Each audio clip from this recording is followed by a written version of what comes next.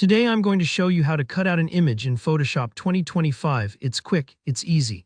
And by the end of this video, you'll know exactly how to extract any object from your photos with confidence. If you've ever wanted to isolate a subject for a creative project, remove a background for a presentation, or just level up your editing skills, this technique is a must-have in your workflow. Let's dive right in. First things first. Open your Photoshop 2025. If you already have it handy, fire it up and load the image you want to work with. If you're still deciding on which photo to use, don't stress, almost any image will do, but ones with clear, defined edges around your object tend to work best, especially when you're just starting out. Once Photoshop is open, just drag and drop your photo, or use File Open to select it. Next, we're going to use the Object Selection tool. Now, if you're new to Photoshop 2025, this tool has gotten smarter and more intuitive than ever. Look for it in your toolbar. It probably looks like a little box with a dashed outline. Just click it. The Object Selection tool is your best friend when it comes to cutting out images because it can automatically identify distinct subjects in your photo, like a person, a car, a pet, anything with clear boundaries. With the Object Selection tool active, hover your cursor over the object you want to cut out.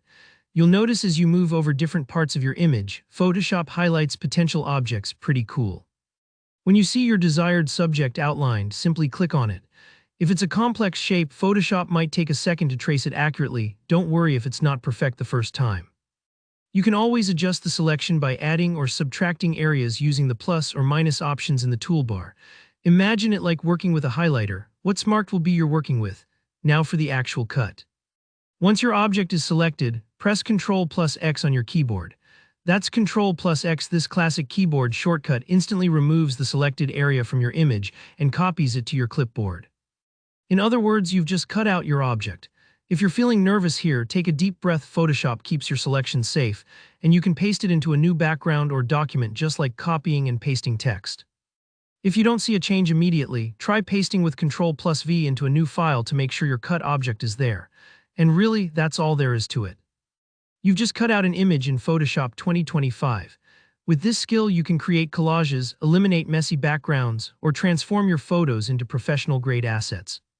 Remember, the more you practice, the faster and cleaner your selections will get.